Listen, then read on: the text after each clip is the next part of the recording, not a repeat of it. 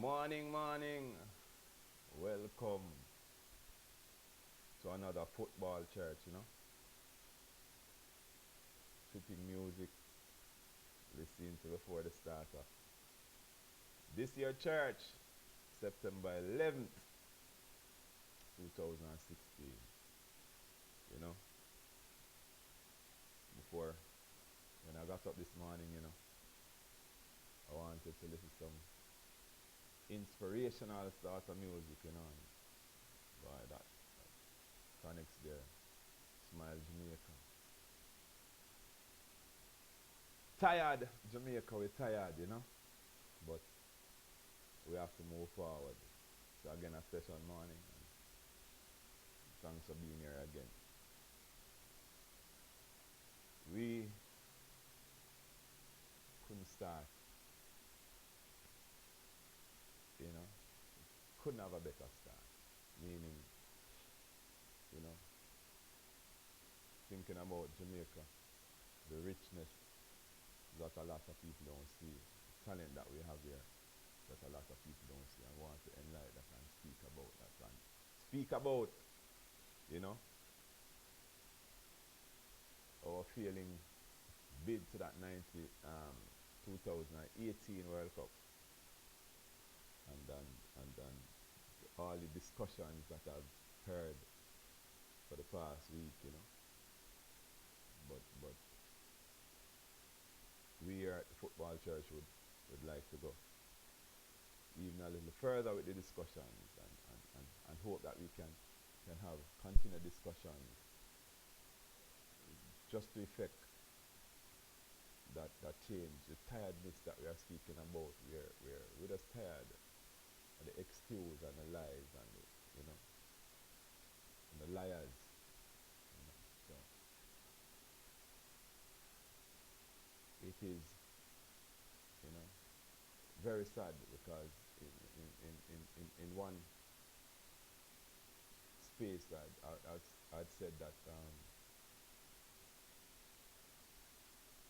last Tuesday, you know, our football here in Jamaica had died, you know, and while it has been ailing for a while, we consider that it died last Tuesday when we lost that game to Haiti, and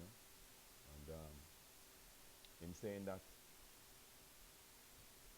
if we are dead, how is that we are going to move forward? And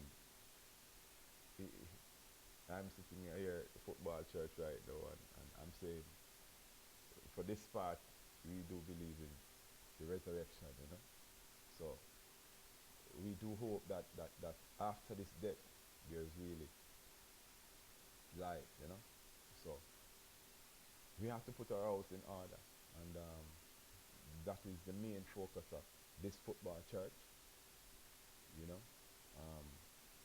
while we speak backwards to some great times and to the the bad times that have now gotten us in this position, we'll speak mostly of the resurrection and what it is that we can really do to have a better football life, we want to call it, you know. So while we start and we go back and we can say, you know, Captain did his great stint 94 to 98 where we got qualified for that World Cup. It has been 18 years, you know,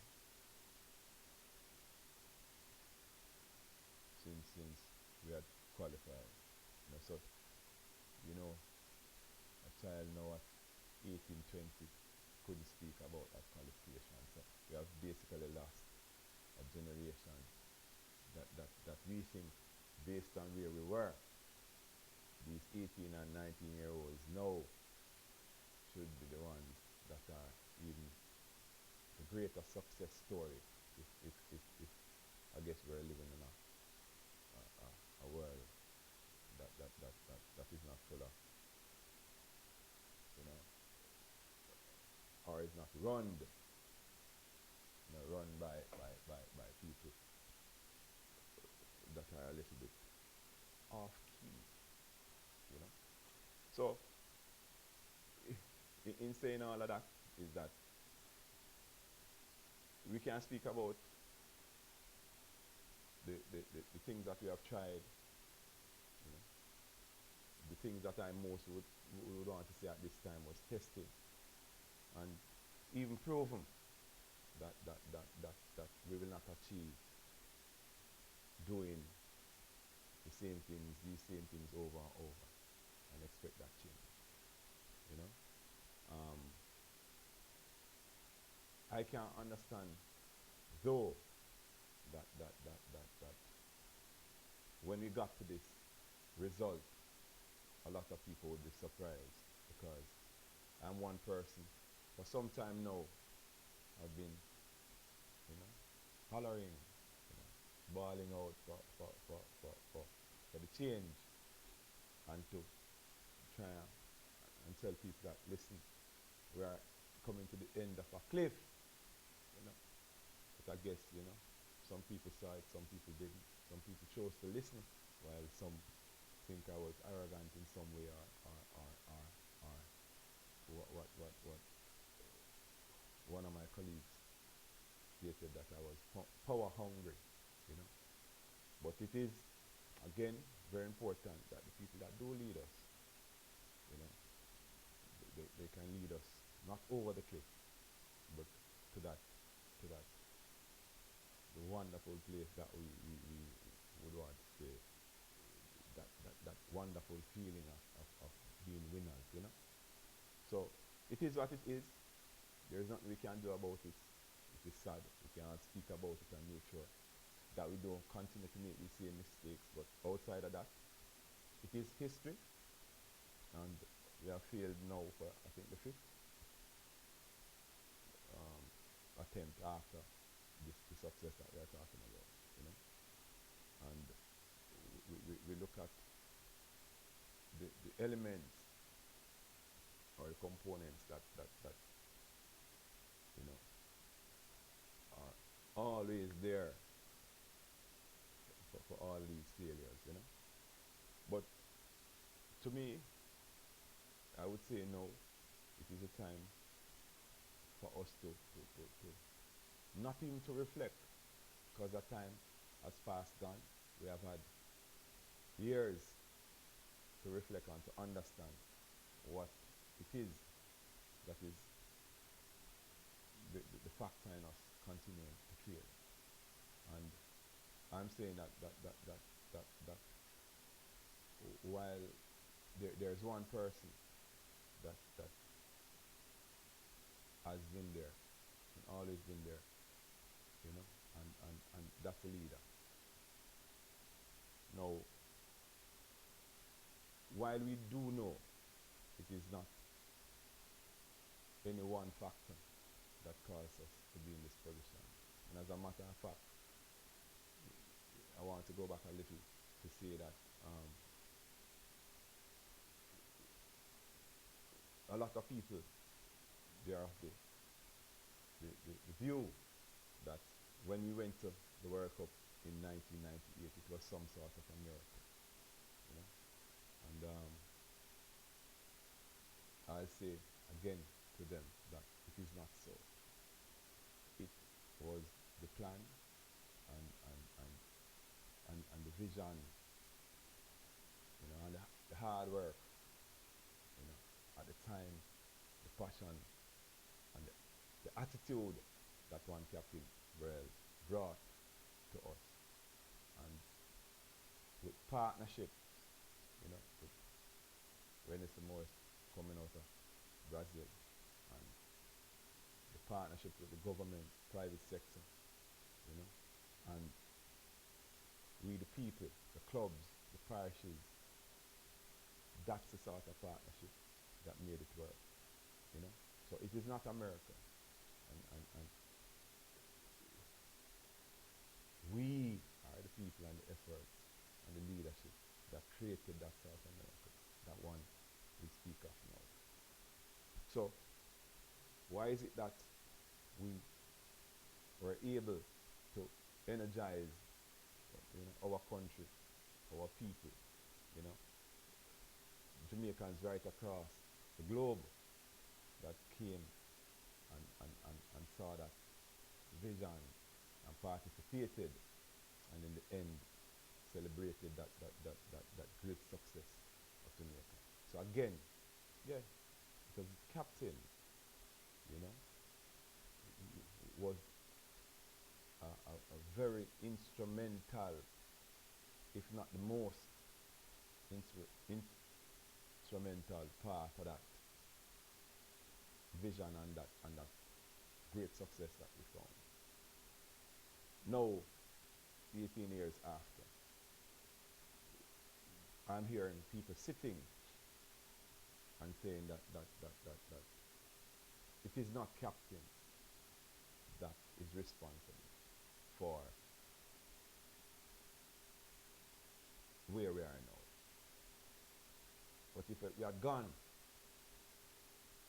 further, it would be a great work of the captain. And that is where I look at it now and will say, it must be the responsibility, or the majority of that responsibility would be captain.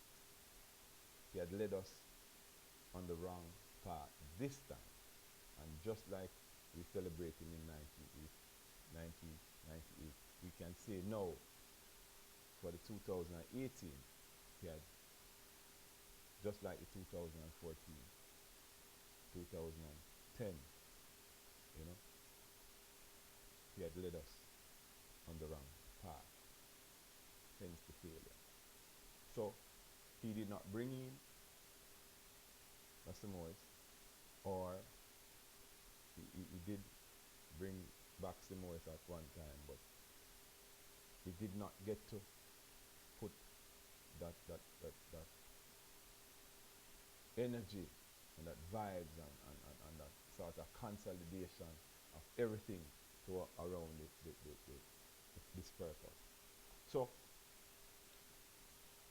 why? And I mean, he has been a different person since 98, and what has changed, and what has he now changed in terms of how we operate. We don't think of doing hard work and to really do the right things to get the right results. We continue to go on a path where Jamaica has been saying for a long time, we have to develop. And it is my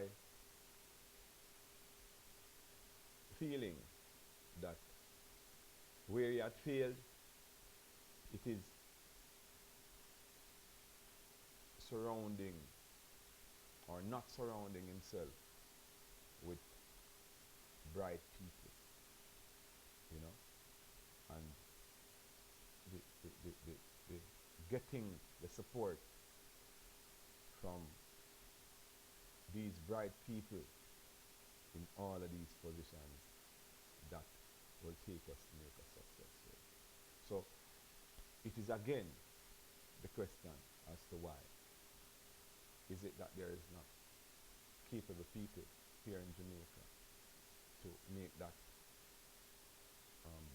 bright, quote unquote, team, the team that is driven for the same cause, you know, wanting the same things. And I don't think that is so, again, and we fail, you know. So I can't see why not blame a person that has that responsibility to put all these great people together to have that great outcome, you know. We hear people speaking about a technical committee that would want to get a report from, or we would start looking at the technical committee to say, okay, they are the ones that I think we should look at first in getting rid of. But I mean, the technical committee is as valuable to the president as he wants them to be. Hence again, he would have made and chosen the best persons for that job. I don't think there is a technical committee for the past 2 qualifications or that sort of involvement with a technical committee has been looked at for the past 2 campaigns, you know. So again, if somebody can tell me for the past maybe 4 years when there was Howard McIntosh, Rudolph Speed, and that solid board that was there, and they failed, who was the other set of technical committee that was put in place? And I can't get an idea. So again, it is with this to say again, who were these people that were making the decisions? You know, I don't know them, and I know Jamaica. So it's just a lot of secrecy, and again for that, we fail again. The support of the parishes that would have now contributed with all sorts of these strong discussions again. I think all the parish presidents, or most part of them, I think that sort of interaction, you don't feel like it was there again. So the parish presidents again, I think, would have failed in terms of that vibrant parish associations that can have vibrant discussions and make serious contributions. Again, we have to look at ourselves and wonder, again, we are part of it, you know. So in 98, everybody, I think we as parish presidents now, we just go along to hear what is happening, not to contribute, go along for what we call, quote unquote, the ride. And I think if our parishes, we have to start. We didn't contribute in terms of even any players, you know, developing a player so we could say, okay, let us contribute them to be a part of this national thing again. So we really need to look at all of these areas. And we should have been looking at them for the past couple of years, because these are the areas that we continue to fail in. Now, to me, I can go on and find the reasons why we fail in terms of people say there wasn't a lot of money around, and I think that is a thing where we look at, in 98, irrespective of what it is, there's a lot more money going around for football today than it was in 1998. Monies that are coming to the federations, these grants from FIFA, all of that to include government and private sector, when collectively look at it now, there's much more money now for the past 3 World Cups campaign than were given to us in 1998. So again, it's not a money situation that we feel. If we didn't get it in grants or in sponsorship or from somewhere, we spend it, because to date now, I'm hearing that the JFF is in debt of over 300 million. You know, so where did we get that money, and who we are indebted to? Again, it's serious, and I, for one part, and for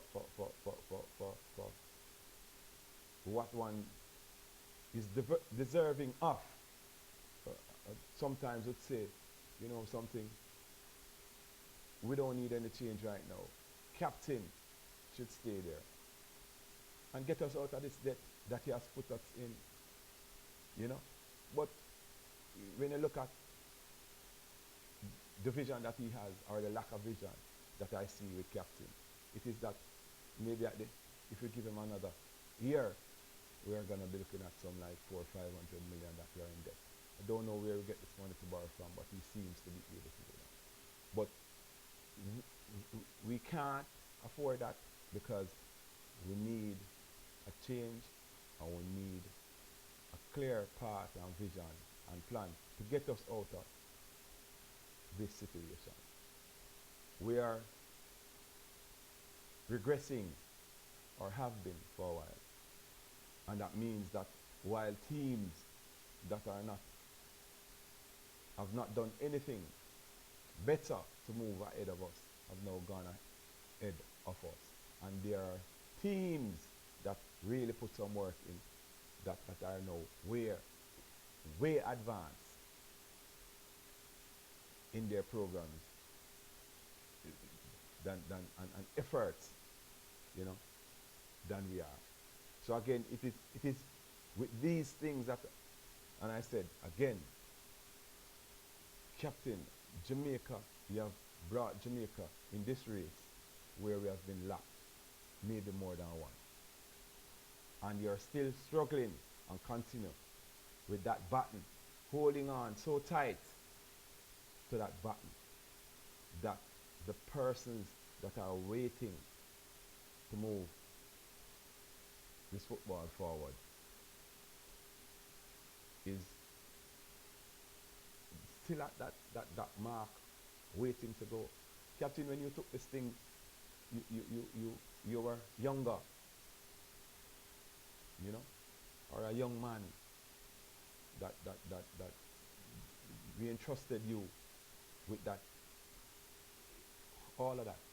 And I myself here sit and say, listen, maybe my time even has long come and gone, but what is most important is that we pass the baton to a young, vibrant person that believe, you know, just like how in the beginning you had that strong belief that you could have done it, and you did it, Captain. We have a lot of people now that seriously sit around, and we continue to speak to them, and they will continue to tell you that it cannot be done again. Jamaica will not get to another World Cup.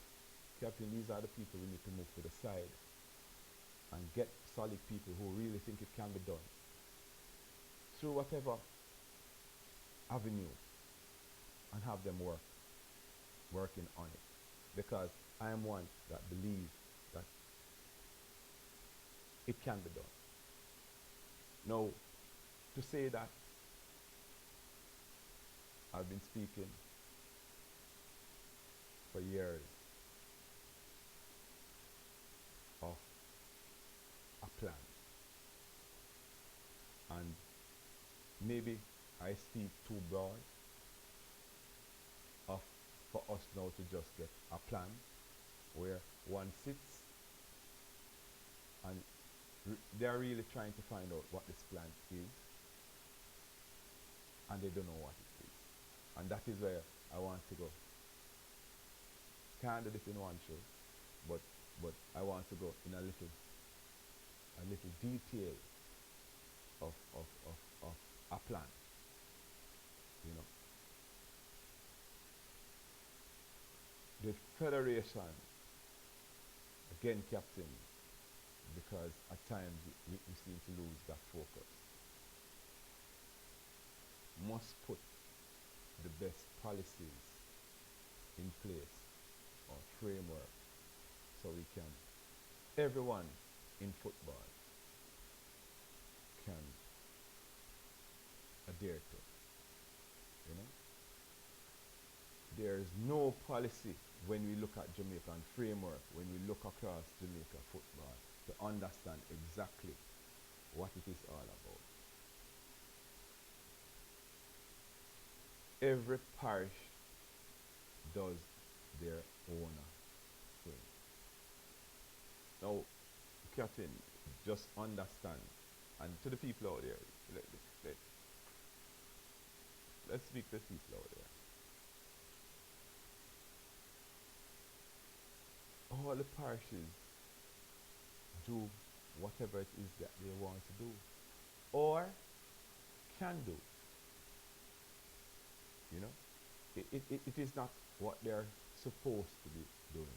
The mandate of the JFF and these confeds, and to the lesser extent now, the parishes and the clubs, the mandate must be the same. Promote the football to the standards of the FIFA. Grow the football. You know,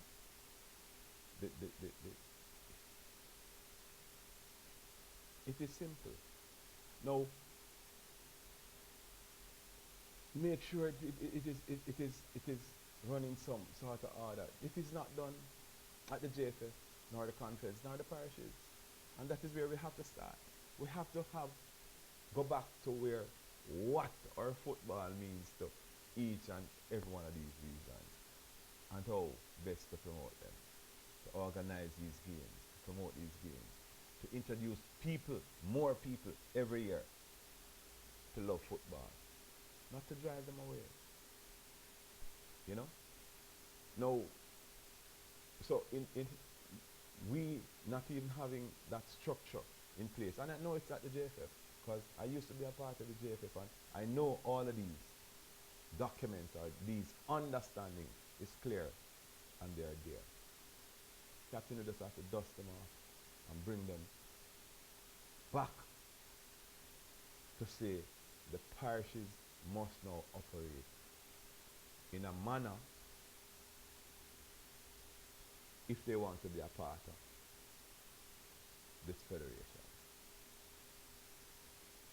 Have to be promoting the game in their ears. And there must be no measuring sticks that are given to all of these parishes. There must be accountability. There must be some sort of minimum that, listen, below this is unacceptable. So, get the framework right, Captain. Some parishes just don't care about football or anything. They have not grown in any significance here. And they say that for many reasons. And if there's a reason that you cannot do it, you step aside. Give somebody that can that opportunity to move that football forward from the parish level. Now, so when we understand what the JFF will mandate these confeds and these parishes to do, we can just copy and paste right across the island. And a parish responsibility is, again, now, the one that I would say again, that the JFF responsibility also. We have to seriously get the youth programs going. So every parish must have a structure, and how is it that we communicate and move our boys from the parish to the federation. So it's just that, not of just reports that will be moving in a similar pattern by all of these associations that goes up the line to the federation. It has to be a part of what these federations do and a part of a youngster himself moving from that parish to that federation, or what we say from that youth organization within the parish to that national team. So again, the parishes are basically a satellites, you know. All the satellites feed into the JFF, and we have to make sure that they're working properly. What is the perfect path, again, for football? And we are talking about the development stage. Or we have the promotion stage, which is a parish now trying to reach or to the high stage of their promotional competition, which is starting from a Division 3, going to Division 1 in a parish, moving from the Division 1 to the parish, going to the Confed, and then you're going to the Premier Football competition. All of these stages must be defined. Now, it must be understood what exactly the satellites are in terms of how do you now get a youngster, that this is the main part of the football that we have been struggling with our youngster. How do you get a youngster to be trained in a proper system so it can now be recognized by the federation? There are many ways, but the most important thing is to have, again, these satellites, which could be the parishes, but again, the parish will continue to complain that that is not their responsibility. They just do the policy and the framework for the clubs, which are now the most important part of the football. The clubs, it starts with the clubs. So that framework or policy from the association or from the JSF has to be where the club must be operated in a special way. So it comes now to the dictation of how the club should operate. Now, there's a lot of teams in Jamaica, and I say way too much, and very few clubs. So that operation of a club in Jamaica, it is done specifically by the clubs, or up to the way that a club would want to operate. They just operate how they want to operate. Hence, we have a lot of teams. We have a lot of persons that are the one-man shows, and so forth and so on. So there is no club structure that the federation will or the association, the parish association, will start to nourish from a young age. And that is what we have to do. So to be a club, and to be a recognized club, or to be even an affiliate of a parish, certain criteria must be put in place. You know? The criteria is that you have to have meetings. You can't have a football team or an organization that wants to be affiliation and you don't have meetings. But as a matter of fact, the parishes don't have meetings. And that is when it comes again to where the federation must mandate and must get reports and records of all of these meetings, so you can get a clear understanding of what is happening to each parish. If there is no report, there is no football playing in that parish. You know? So even our affiliates like a corner league, we have to structure how it is organized. to be a part of the bigger football picture. Now, to me, the youth program is important. The football program is important because the club that organizes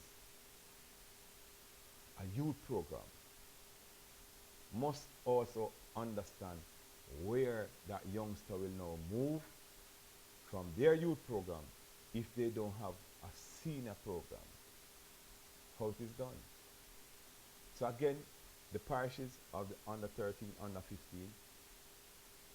they play within. If you do not play with your parish, in your parish competitions, it makes you not eligible to play for the national team. That is where it starts from. The discipline must start from there. If a youngster wants to play football, he must get himself in a structure that creates that sort of, environment for when he now gets to the national team, he understands what is expected. So that national program also, a mandate, is also needed to be written by the JFF. This national program that I speak about all the time, how we operate from the youth level all the way to the senior level, until how we deal with even retired players. It can be written, and it must be written to understand and to see the greatness that football can bring to the nation. I continue to say it can be one of our biggest industry. But that feel has to be there to it. So, in simple words again, that structure of how do you get a player, that we should even attract them from birth. That is how far I go. How do you attract the parents to tell them the importance of sports, football, to a kid so he will want to play football? The career path, so he can, from an early age, identify them, put them in that talent pool, and move them forward till we export them. So again, it makes no sense we don't have a program to know. We have all these foreigners coming in. That why is it different? What is their training path that we can say, let us have one here in Jamaica?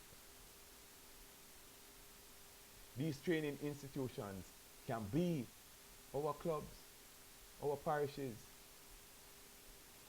But what it is now is that we are looking forward to our Premier League to be that final stage, or that refining stage, I should say, before we can now put them into the national team. And I'm saying even before they get to the Premier League, or that final refining stage, I'm just using the Premier League now as that final satellite, because it should be that if a boy is good at 17 and moves to the national team, in any national team program, we have boys here that play national football, whether it's under 15, under 17, and they move back into a schoolboy football. Once you find them fit enough to play for your national team, these youngsters should not be put in a program having them regrets.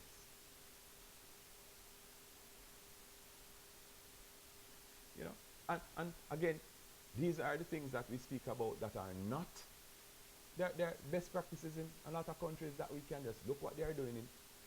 these countries and move them forward. You have to play with better to get better. So as the minute you identify these youngsters and they move on to the national team, you have them playing bigger football, and bigger football. So again, the criteria can be that simple, that a youngster, once recognized, is now brought into the satellite program, and he himself now has to complete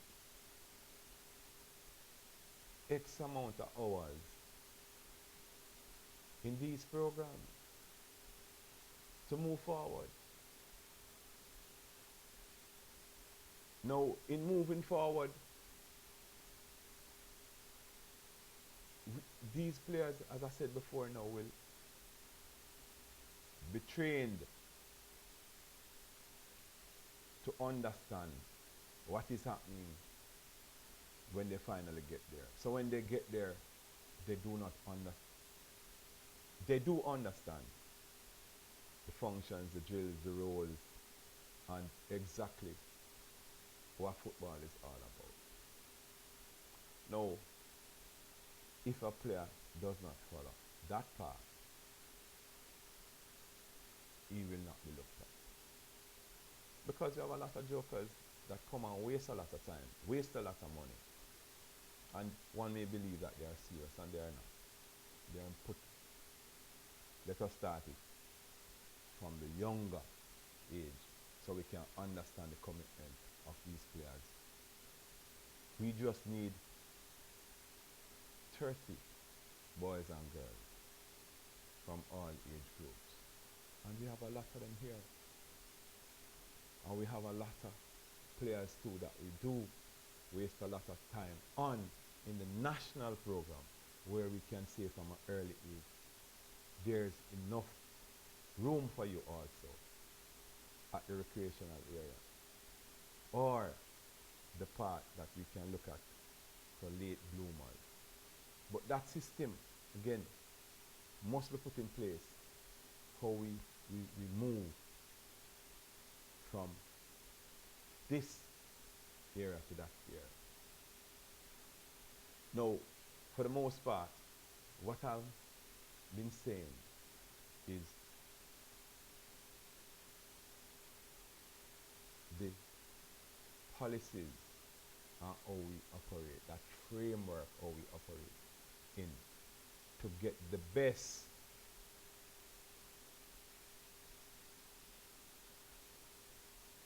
framework, or how we operate, our plan, how we operate going forward. I've not spoken about anything about monies or anything like that. All I'm saying is that the discussion must start on how that framework is set up to make the best of us. Now, in setting that framework up, so for parts that I've given certain ideas, it is not all cast, and for this purpose there are just certain things for discussion. If you like bits and pieces of what I've spoken about, you implement them. If you don't, you put them to the side and you implement the best that we see that is conducive to our vibes here in Jamaica, and put that in place. When that is done, we will now want to look at how best we can implement them.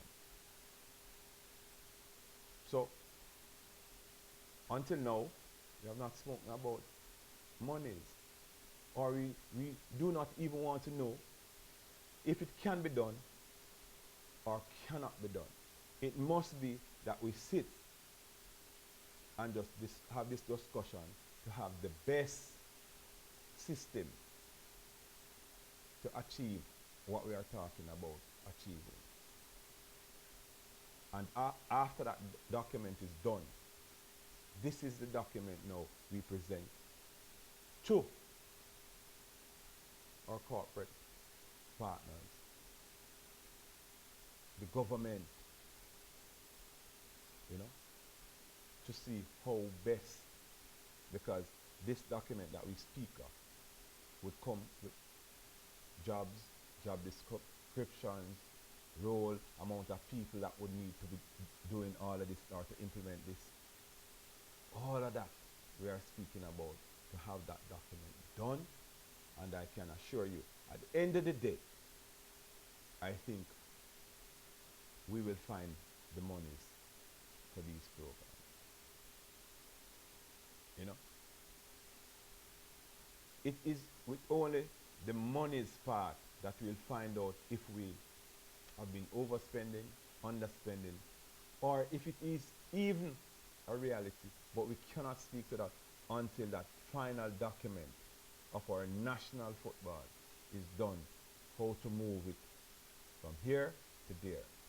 And what is most important, it must be a situation where our football is now moved to a more sustainable path. That means within our programs here, we find how best we can use a business model so we can have some revenue ourselves through our football to support back our football.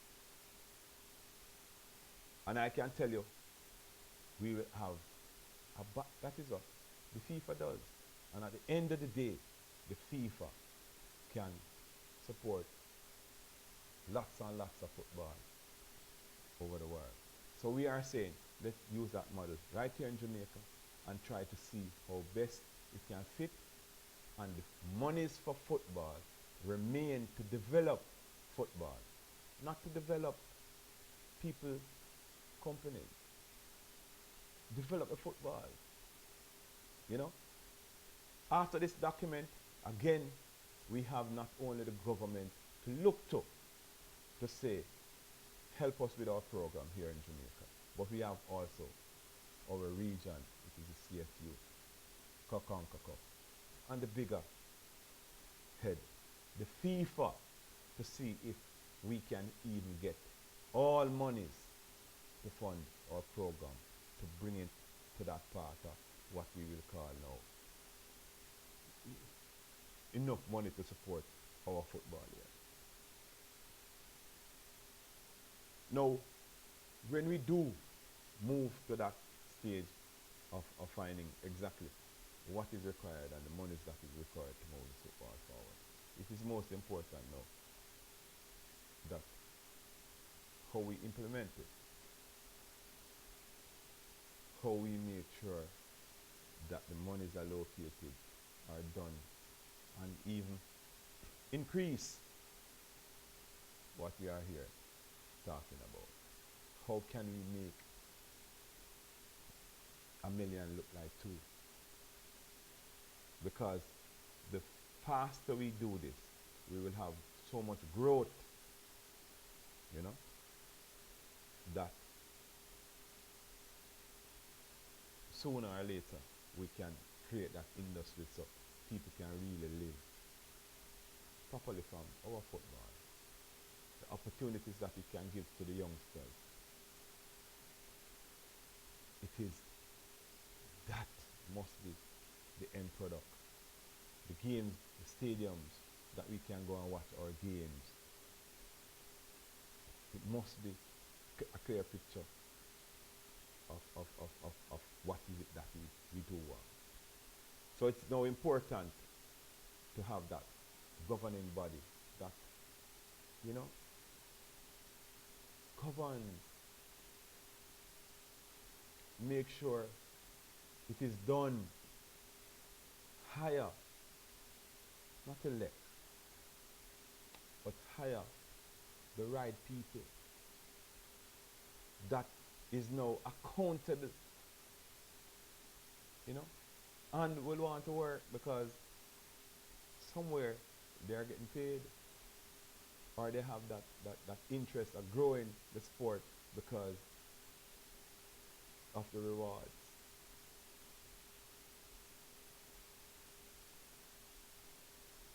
it is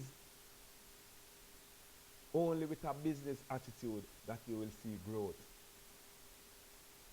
because the mental of our people here, we see to take away most before we even start the work. You know? So it is important before we start about worrying about it cannot be done or whatever it does.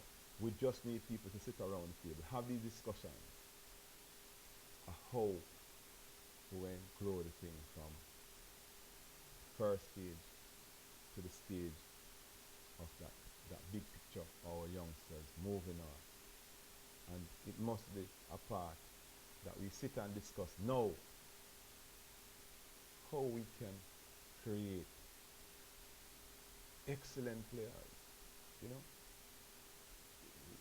we have them here. You know,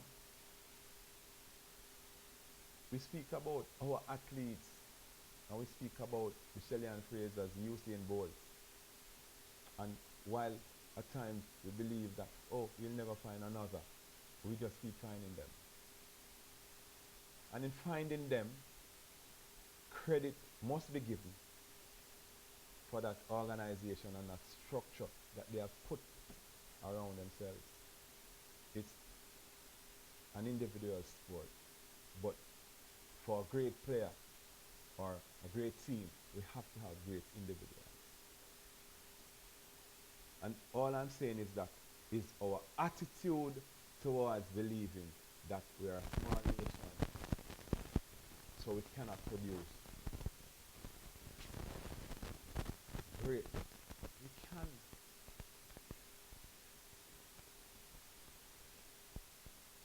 All the attributes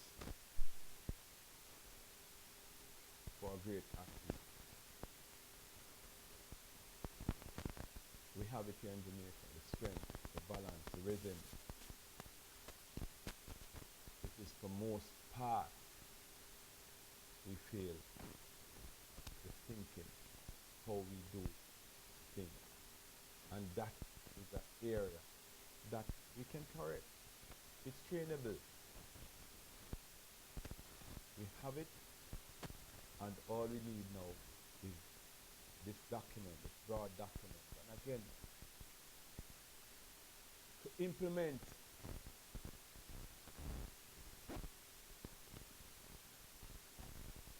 most of these, we can do it right here in Jamaica with local people. Now, the help of a foreigner, okay? When a foreigner comes to Jamaica and we bring him for one reason or the other, we must get,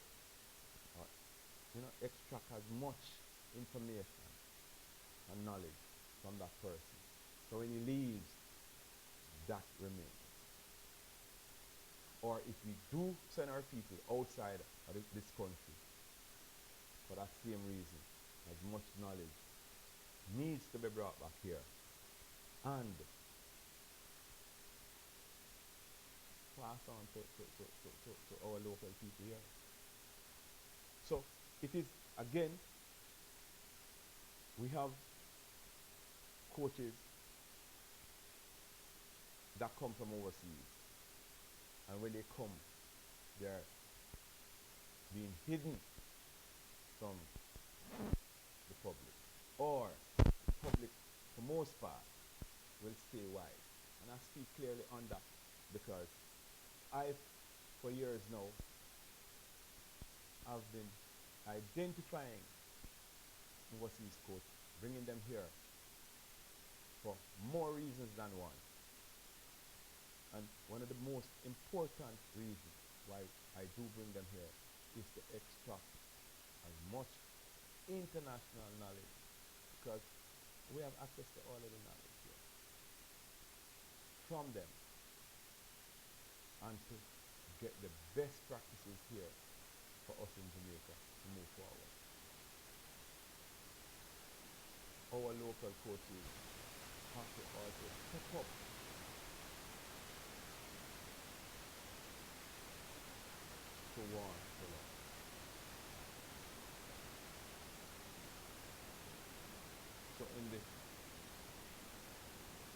nearest a future, we can say, listen,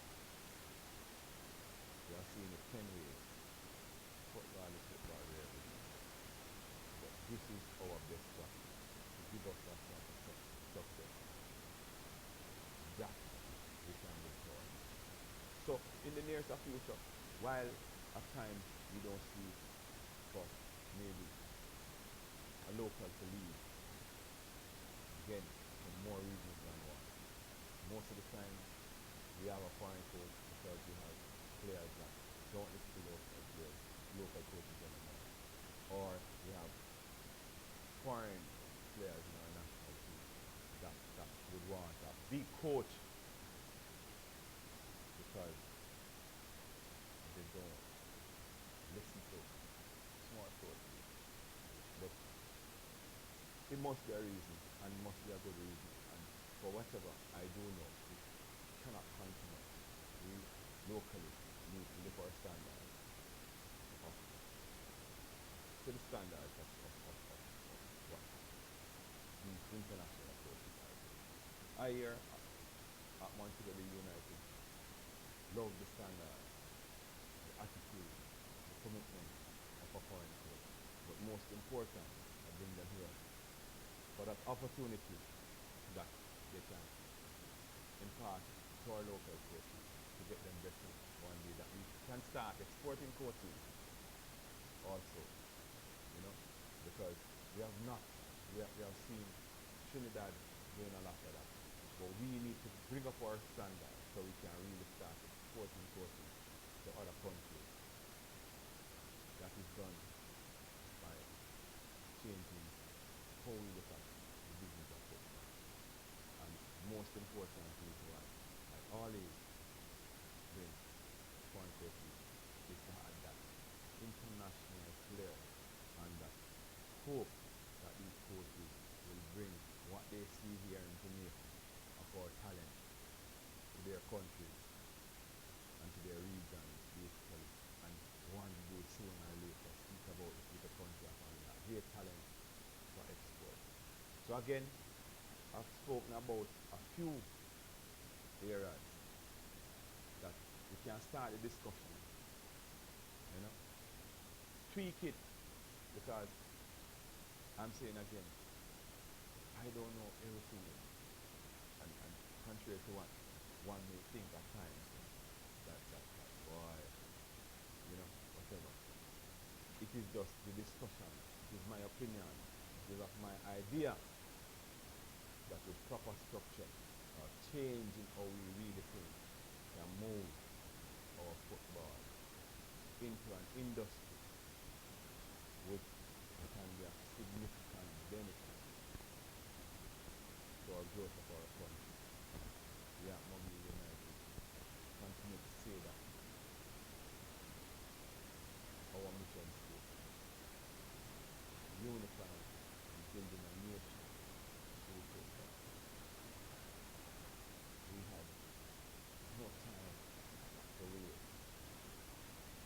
Our passion for football is the passion of the young person from the park. Then clearly see part of this path in that tunnel was that bright light. The light of that opening to opportunity. Not of that opening to some big field coming to run it over. Or you will not, see that part. It was an opportunity with like businesses, how they operate, how they, at the end of the day, can enhance their lives, family's life. That is really about football. But it has to start from our government body, has to be serious about football. And lead, let us lead our faith in our country. Let us lead the people who think that miracles